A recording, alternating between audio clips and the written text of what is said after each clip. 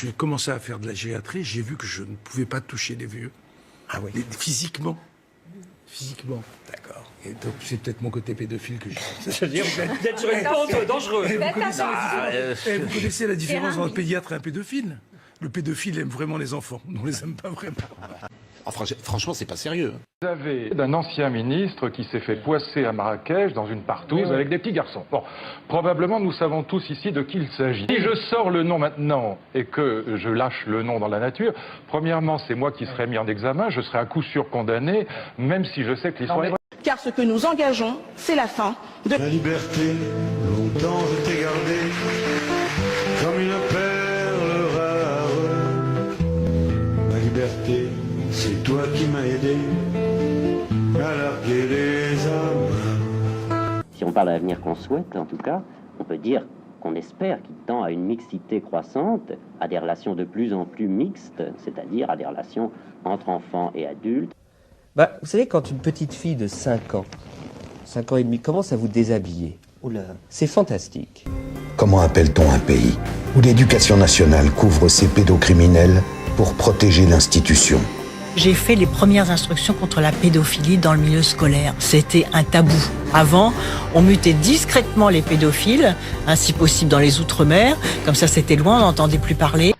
Qui peut me dire que c'est normal d'avoir envie de violer un petit garçon de 3 ans? Colline Berry a décrit auprès des journalistes du Monde un père qui l'embrasse sur la bouche avec la langue lorsqu'elle est enfant et qui circule souvent nue chez lui. Elle explique qu'il l'aurait également poussé quelques années plus tard à prendre part à des jeux sexuels avec sa compagne, la chanteuse américaine Jean Manson. Dans sa plainte, Colline Berry donne des détails. Elle raconte que le couple l'invite à l'époque dans la chambre parentale pour, je cite, jouer à l'orchestre avec les organes sexuels de son père et de Jean Manson en présence de la fille de cette dernière. Ce jeu, Colline Berry dit l'avoir subi une dizaine de fois entre ses 6 et ses 10 ans. De son côté, Richard Berry nie en bloc les propos de sa fille. Dans un message posté il y a 2 jours sur son compte Instagram, il parle d'accusations immondes et de mensonges. Je vous assure, c'est un gag.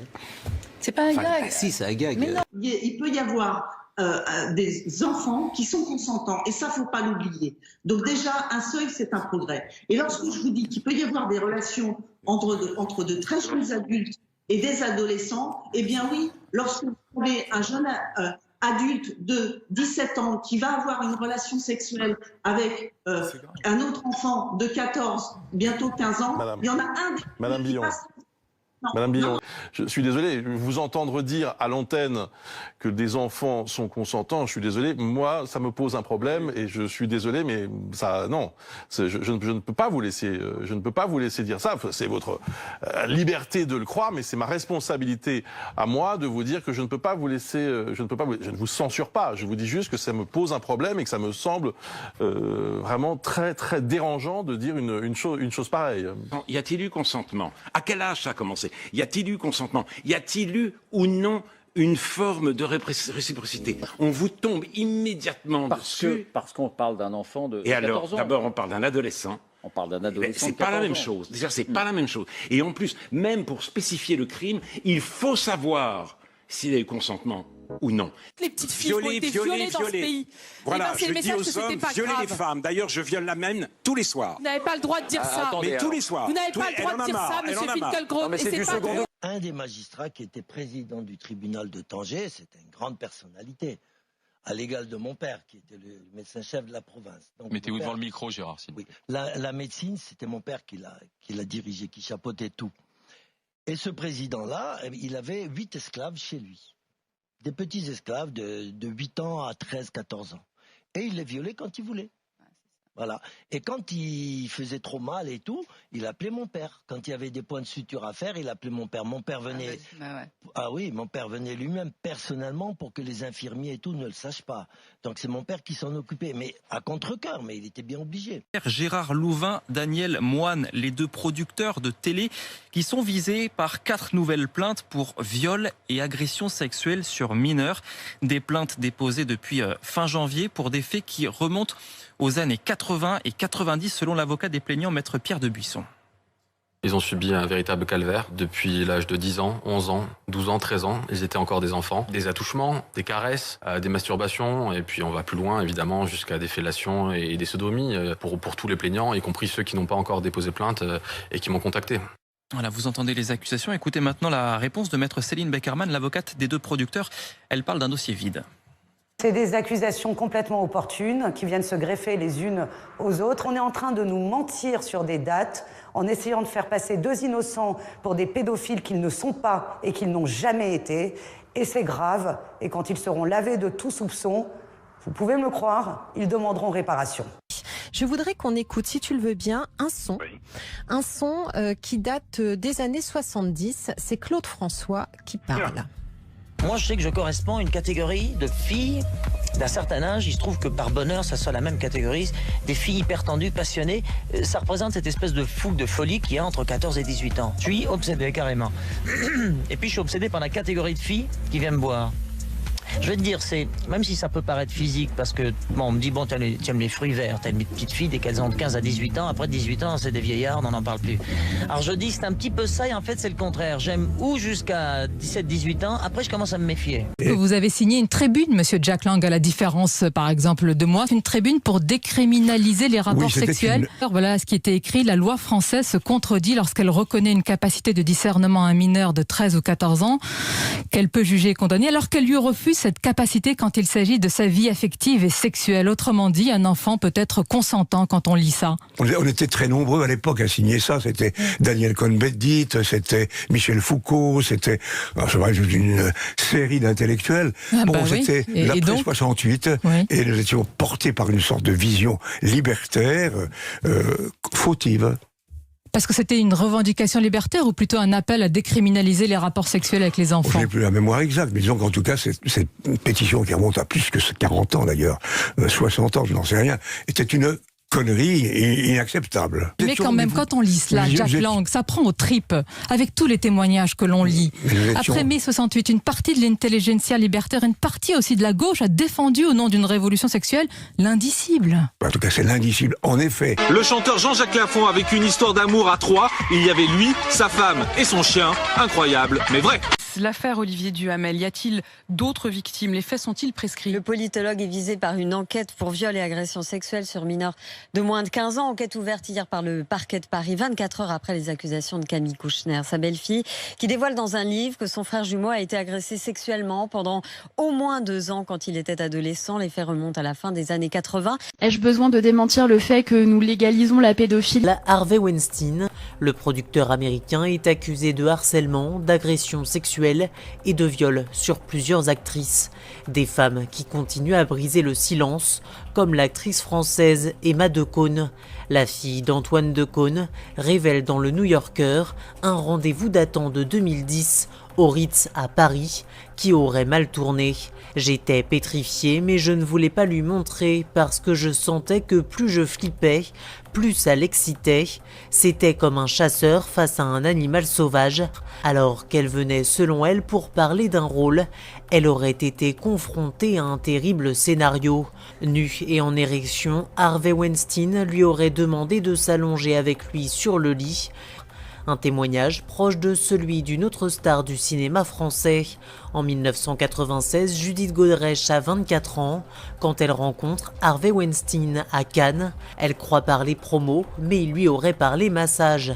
Ce dont je me souviens, c'est qu'il m'a serré contre lui et m'a retiré mon sweat, explique-t-elle au New York Times. 13 femmes ont déjà brisé le silence.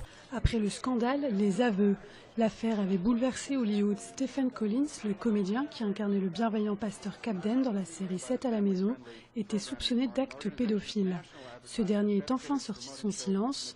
Il a avoué dans un communiqué avoir commis des abus sexuels sur 3 jeunes filles entre 1973 et 1994. L'acteur de 67 ans ne risque aucune poursuite au pénal puisqu'il bénéficie de la prescription des faits. Dans votre livre La Consolation, vous dites avoir été violé par un photographe mondialement connu. C'est David Hamilton. L'homme qui m'a violée lorsque j'avais 13 ans est bien David Hamilton. On a l'année dernière dénoncé un violeur que tout le monde érigeait comme un artiste au rang international en disant David Hamilton est une star. Et moi, je voulais que la vérité éclate avant la mort naturelle de David Hamilton. Je ne voulais pas qu'il meure sous les hommages. On a donc assisté à un coup de théâtre au procès de Georges Tron. Oui, l'ancien ministre de François Fillon et maire de Draveil en région parisienne était accusé par 2 anciennes employées municipales de leur avoir imposé des attouchements entre 2007 et 2010. Il avait été acquitté lors du premier procès. Il a finalement été condamné hier soir en appel à 5 ans de prison, dont 3 ans ferme pour viol et agression sexuelle sur une des 2 plaignantes qui avaient témoigné contre lui. Alfred Orange. Un témoignage, celui de Virginie Etel, ancienne employée à la mairie de Draveil, a convaincu la cour. Elle y décrit notamment des scènes d'agression sexuelle en réunion avec viol à 2 reprises entre novembre 2009 et janvier 2010. Des faits établis par les déclarations constantes et circonstanciées de la victime pour la présidente de la cour. Après 11 heures de délibéré, les jurés ont retenu la contrainte morale exercée par le maire en raison du lien de subordination qui existait. Sa co-accusée, Brigitte Gruel, alors adjointe à la culture, est présente au moment des faits et Coppel de 2 ans d'emprisonnement avec sursis. Sans aménagement de peine possible, Georges Tron, arrêté à la fin de l'audience, a passé sa première nuit en prison. Dominique Strauss-Kahn a été arrêté samedi soir à New York, pour agression sexuelle. Dominique Strauss-Kahn a passé sa 3e nuit dans une geôle new-yorkaise. Alors qu'est-ce qui s'est passé? Ce qui s'est passé, c'est une relation non seulement inappropriée, mais plus que ça, une faute. Bon, ça n'était pas un rapport tarifé. Est-ce que c'était une faiblesse? Je crois que c'est plus grave qu'une faiblesse. Je crois que c'est une faute morale. Et je n'en suis pas fier. Il y a les mensonges du matin, il y a ceux de cet après-midi. Vous les enfilez comme les perles. Alors je vais vous dire, on est ce que l'on dit, et parfois on dit ce que l'on est. Gérald Darmanin l'aurait assuré de son soutien en échange de faveurs sexuelles. Entendu en 2018, l'ancien ministre du Budget avait reconnu une relation librement consentie. Et la plainte est classée sans suite. Le parquet de Paris estime que l'enquête ne permet pas d'établir l'absence de consentement. Une décision contestée par Sophie Spatz, qui obtient une réouverture de l'enquête le mois dernier. De nouvelles auditions sont à venir. Toujours en 2018, c'est une seconde femme qui porte plainte contre Gérald Darmanin, alors ministre des Comptes publics. Cette habitante de Tourcoing, ville dont il a été le maire entre 2014 et 2017, affirme s'être sentie obligée d'avoir des relations sexuelles pour obtenir un logement et un emploi. Une plainte également classée sans suite. Dites quand vous confessez, par exemple, que vous faites des rêves érotiques avec Manuel Valls, c'est vrai ça? Mais oui, mais c'est vrai, mais qu'est-ce que vous voulez que je vous dise? Mais c'était tellement drôle. Mais oui, mais les hommes politiques occupent notre imaginaire, ils occupent aussi notre inconscient. La nuit, j'ai mon inconscient qui me dit des trucs bizarres. C'était comment? C'était très bien et très tendre. C'est quoi ces détails? Je pense que le prochain sur la liste, ça sera Macron. je retiens très fortement mon inconscient, mais j'ai l'impression que... Prends garde à toi, Macron. J'ai l'impression que Macron est en train de taper à la porte. Le prochain, ça sera Macron. Dans ce livre écrit à la première personne, Frédéric Mitterrand relate des expériences de tourisme sexuel en Thaïlande. De façon très crue, il raconte. Tous ces rituels de foire aux effets m'excitent énormément. La profusion de garçons très attrayants et immédiatement disponibles me met dans un état de désir que je n'ai plus besoin de réfréner ou d'occulter. C'est au président de la République de savoir si oui ou non on peut être impliqué dans aujourd'hui la lutte contre les réseaux de prostitution enfantine, contre le tourisme sexuel, c'est le cas de la France, et constater qu'un ministre, dans ce qui est présenté comme une autobiographie sur le site de la FNAC, justifie le commerce sexuel. Je n'imagine pas un seul instant, et je n'ose pas imaginer, que Frédéric Mitterrand ait pu faire l'apologie du tourisme sexuel. Car ce que nous engageons, c'est la fin de... La liberté, longtemps je t'ai gardé comme une perle rare. Ma liberté, c'est toi qui m'as aidé à larguer les âmes. Tu as parlé de conquête d'enfants.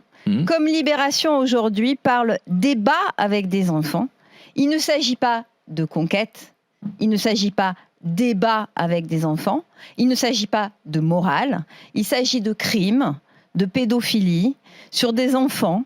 Et les enfants ne sont que les objets et les victimes de la perversion de certains adultes. Voilà, on ne parle pas de conquête. Ce qui rendrait service aujourd'hui aux victimes, c'est qu'on ait une politique qui soit très claire, une politique pénale très claire sur le fait que la non-dénonciation est un délit qui se doit d'être poursuivi. La moindre des choses, moi la chose que j'attends, quand quelqu'un est considéré comme fugitif par Interpol, comme quelqu'un est un pédocriminel et qu'il a reconnu, j'attends qu'il aille aux États-Unis et qu'il règle son histoire avec Fatima, la justice. Point barre. Et que son film soit bon ou pas, ça m'est égal. Mais toi, t'étais hors sujet en disant que le film était bon. Parce que si le boulanger il fait du bon pain et qu'il a sodomisé ta fille, ça va pas rendre la douleur moins forte. Voilà, demande à chaque pays de criminaliser la pédocriminalité, la pédophilie. Mais parce que c'est et pas on n'en a pas tenu. Non, ça ne l'est pas. Ça n'est pas. En France, c'est criminalisé. Non, ça passe en correctionnel. C'est pas un délit, ça passe pas au pénal. Et nous, on voudrait que ça passe au pénal, mais on nous dit c'est compliqué parce qu'il y a trop d'affaires au pénal. Vous violez un enfant, vous n'êtes pas aux assises. Vous violez un enfant, vous êtes en correctionnel.